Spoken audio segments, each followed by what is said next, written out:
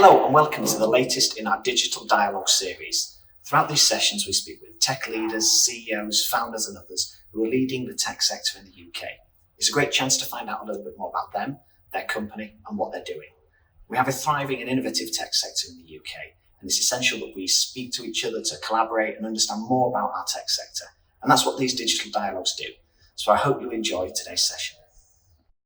Amabel, thanks so much for joining me today. Could you tell our listeners a little bit more about yourself and what you do? Hi, Matt. Really good to be talking to you today. So I'm Amabel Grant. I'm Chief Executive of Bloom Procurement Services. So Bloom are the leading professional services marketplace for the public sector.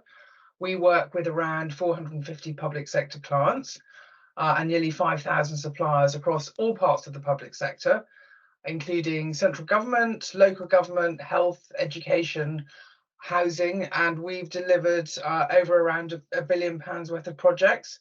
So essentially what we do is we provide a managed service which handles all aspects of the procurement process for clients and suppliers. So everything from sourcing, compliance, contract management, all the way through to payment. And then crucially, everything we do is outcomes based. So the client only ever actually pays for what's been delivered. And you're HQ'd in Newcastle, I think, as well, aren't you? We are, that's right, yes. And have you always been up in Newcastle? Has the company moved, or is it a firm champion of the North? No, the company has always been based up in the Northeast. We've been around for 12 years now. And absolutely, the Northeast is absolutely our head office, core to what we do. We've now got people based all over the country. So everywhere from Cornwall to Essex to Scotland to Northern Ireland. Oh, wow, you really are covering all corners of the UK then. Yeah, exactly. And you've just been appointed recently as CEO, I'm correct? I've been CEO since November 2020. I've been with Bloom since 2018. Okay, so a little bit more time there, yeah. And what was it that first attracted you to Bloom as a company and to live in this role? I love everything about Bloom from the perspective of the company was founded by Adam Jacobs. It's got social value at the heart of what it does and always has. I have a passion for public sector procurement and procurement technology.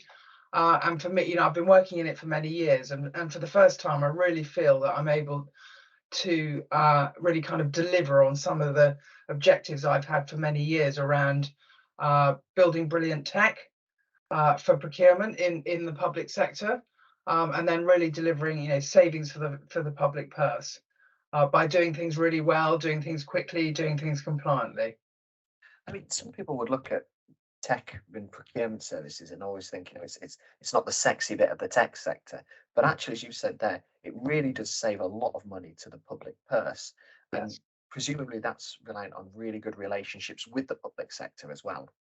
Yeah, no, that's right, absolutely. And there's no reason why procurement tech has to be kind of that sort of traditional that business software that's difficult to use, that requires lots of training and all that sort of thing. It really should be easy to use. It should have a great user experience. It should always have the right information in front of the right people at the right time to make the decision they've got to make in that moment.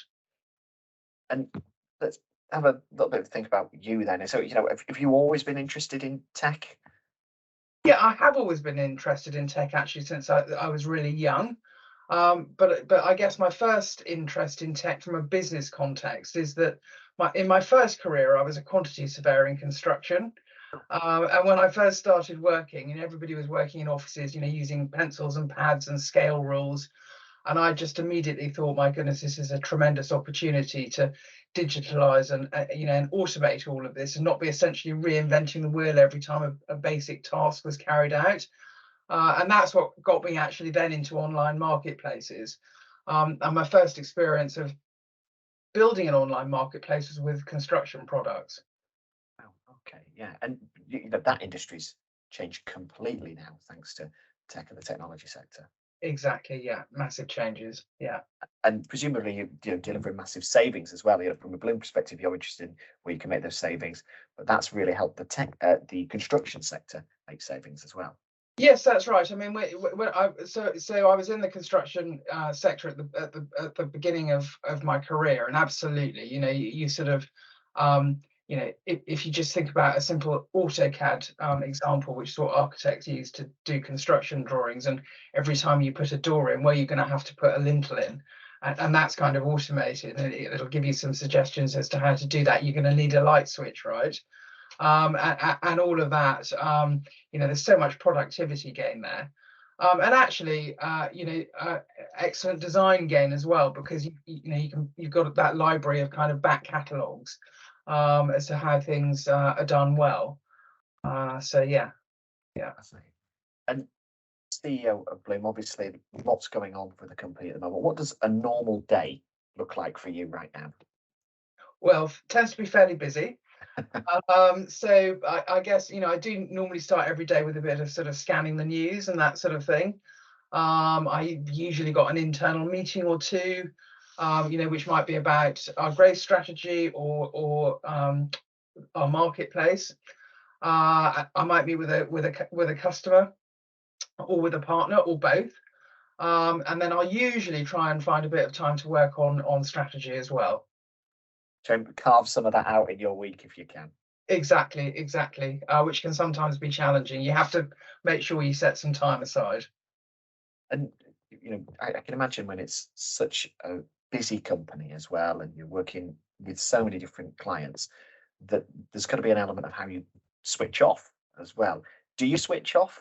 How do you sort of chill out and relax? I do try and switch off. So I'm a very keen fly fisher. Wow. I live in North Yorkshire, so I'm surrounded by fantastic countryside. I've got dogs, so fly fishing, walking, dog walking, and occasionally a bit of gardening. Yeah. I've spoken with so many CEOs when we've been doing these digital dialogues, and Yeah. actually the outdoors is a real leveler for them. They love getting out. They're getting out of the office and having that clean air and headspace, it feels like. Yeah, no, that's absolutely right. I mean, fresh air is very good for you, right? And one of the great things about doing something like fly fishing actually is it's quite technical.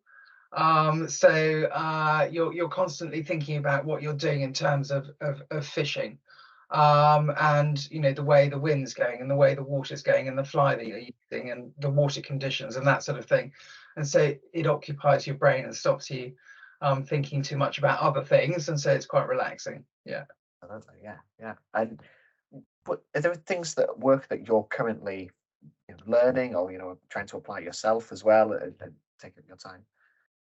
Yeah, I mean, I guess there's, I'm always interested in what's going on in the market, what's going on in new markets, and constantly looking to learn. And when I get the opportunity to get out of the office, particularly, perhaps to go to a really good conference and see some great speakers and stuff like that, I find that very inspiring, and gives you fresh ideas.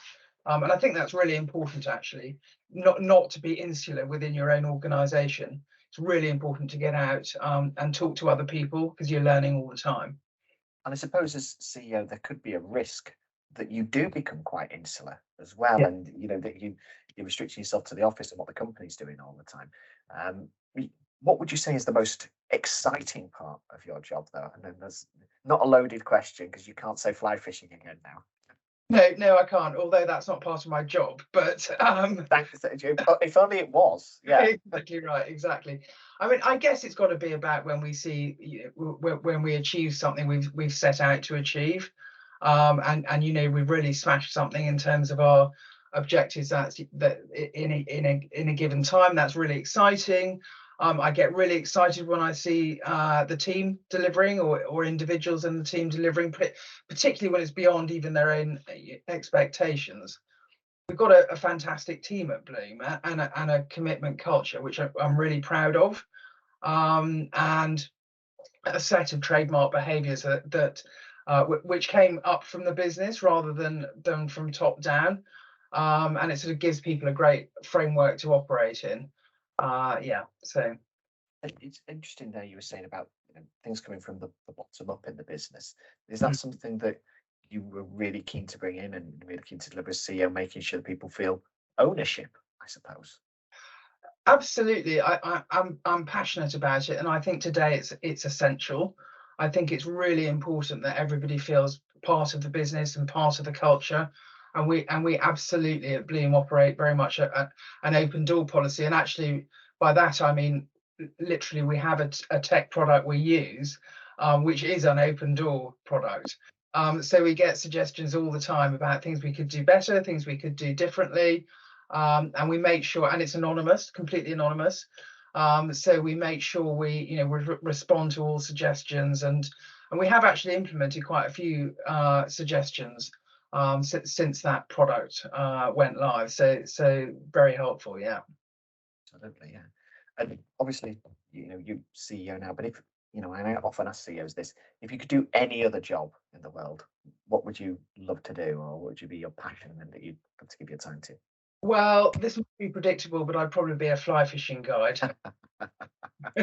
Yeah, I think that's right. It's a great way to relax, and it's a real job that people do. So I think that would be good fun. Yeah.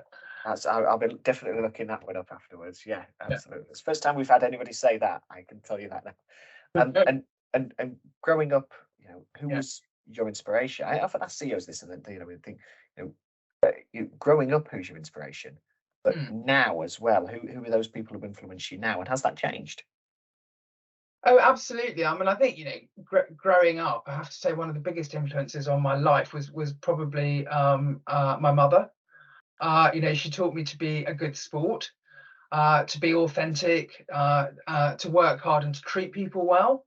And essentially you get what you give, and you give what and so I think she was probably my biggest inspiration when I was young. Now, gosh, lots of different people. I often look at what sports people do and find that very inspirational. Tremendous hard work and dedication. And you put the work in and you get the results, right? Absolutely. So, And yeah. they have to give themselves to Yes. their job as well there, which I think is it's a huge commitment, and a huge commitment for their families as well, quite often when we do this. And we talked about growing up there, and if you could look back and or go back in a time machine and give some advice to your 16-year-old self, what do you think you would say if you went back now? It's a good question. I think I'd probably say trust my instincts. So certainly my experience has told me that if I trust my instincts, things usually work out very well. And if I don't, I live to regret it. So I think I've thought about that question before, and absolutely trust your instincts. Just your instincts, absolutely. It's a really good response to that one, and I think that so many people can second guess their instincts as well. Yeah, you mentioned at the start of this, that you love tech and you're passionate about tech. Is there a particular piece of kit or a bit of technology that you couldn't live without, that you use day in, day out? Good question. Actually, you know what I'm probably going to say, which might make you laugh and might make some viewers laugh, is the internet. Now, look, we all take the internet for granted, and when I started work, we didn't have it, and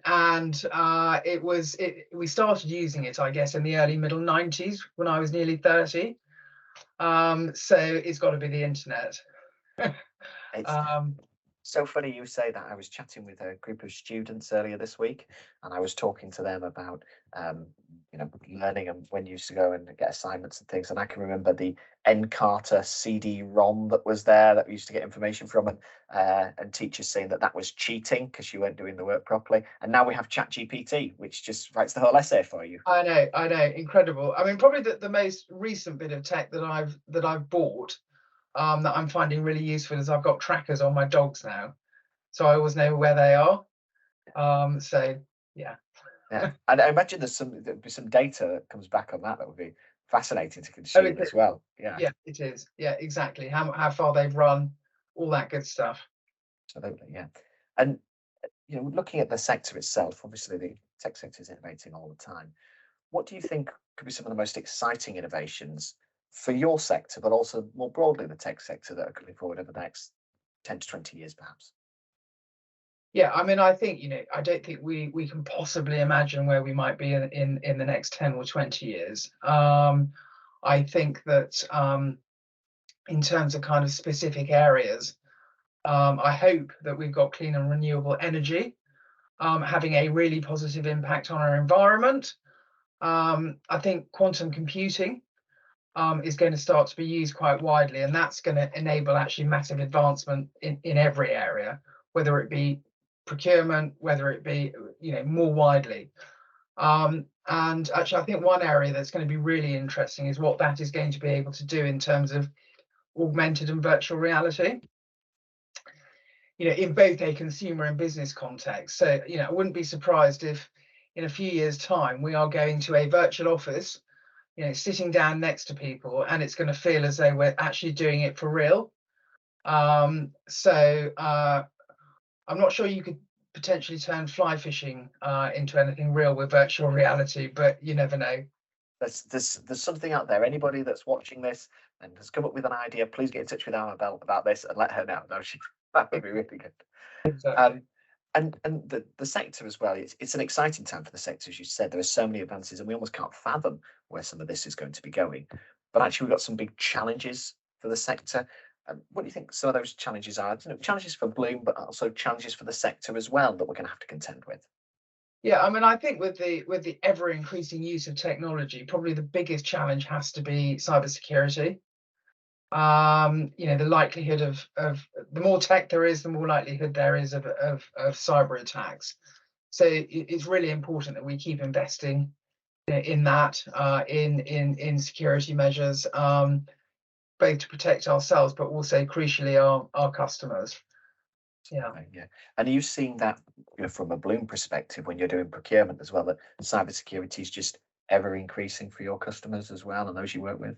It is. I mean, it's everything from ensuring that when we are working with a client, that we give them reassurance from a Bloom perspective, but then also all of our clients are increasing their activity in that area without a doubt. Yeah. Something for us all to be mindful of and to look out for on this as well, definitely. Amabel, I know how busy you are. Thank you so much for taking the time to speak with us. It's really, really appreciated. I encourage people to look up Bloom and some of the work they're doing. And if you want to know more about fly fishing, you can certainly get in touch with Amabel as well on this. Great. Thanks, Matt. Great to talk to you. Thanks so much for your time. Appreciate it.